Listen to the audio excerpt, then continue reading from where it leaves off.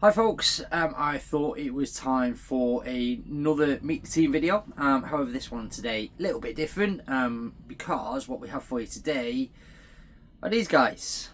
This is a giant African millipede. It is actually the largest species of millipede on the planet. This one's not massively fully grown yet. They could potentially get to just over 30 centimeters in length. Now I think these are fascinating creatures. They are very, very, very important to the ecosystem. Millipedes in general are very important because what they do is they break down old plant matter, decaying matter, and turn it back into nutritious soil. So they do a very important job to keep our biohabitats alive and everything running correctly.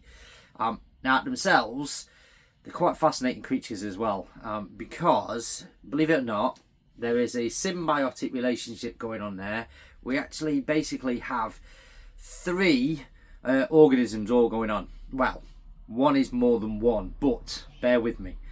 So we have the millipede itself that breaks down decaying plant matter and in some cases decaying animal matter as well. We also have internally, we have a gut flora, which is made up of lots of different bacteria and protozoa. Now, it has recently been discovered that the millipede can survive for a while without it. It was thought that once the gut flora died, then the millipede would die itself. Now, they can actually live for a while afterwards. However, the actual function of the millipede diminishes significantly and it struggles for the rest of its life. So they rely on this gut flora to be able to break down all the things that they ingest. Now, also as well, I was trying to look for some of them, but I can't actually see any at the moment. They have mites usually found on their body. Now I know they have them and they're usually running around in there as well. And what the mites do is they help to keep the millipede clean in between the plates. So this is an exoskeleton, the same as on other insects and arachnids. And they will molt in the same sort of way. They will shed their exoskeleton. And what these little tiny mites do, there is one was running around there, is they keep these plates clean in between, so there's no infection or no build-up of rubbish or muck.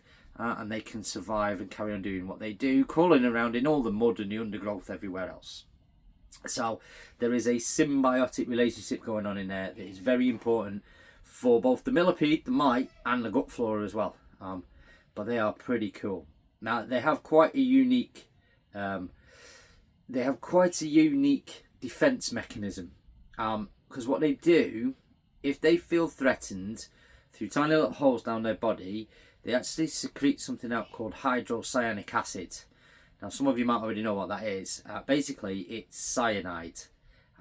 Now, it's not strong enough to kill us, because that's what cyanide is. It's pure poison to us, guys. But what it does, it will basically burn the inside of the mouth of whatever has just tried to eat it, so it will just get spat straight back out again. Now, funny story. Me being me and a bit daft, what I decided to do one day, after I'd been handling one of these, I saw a yellow kind of stain all over my fingers. So obviously this millipede had got a bit agitated and released this hydrocyanic acid all over my fingers. It looks like a smoker's stain, if anybody knows what that is.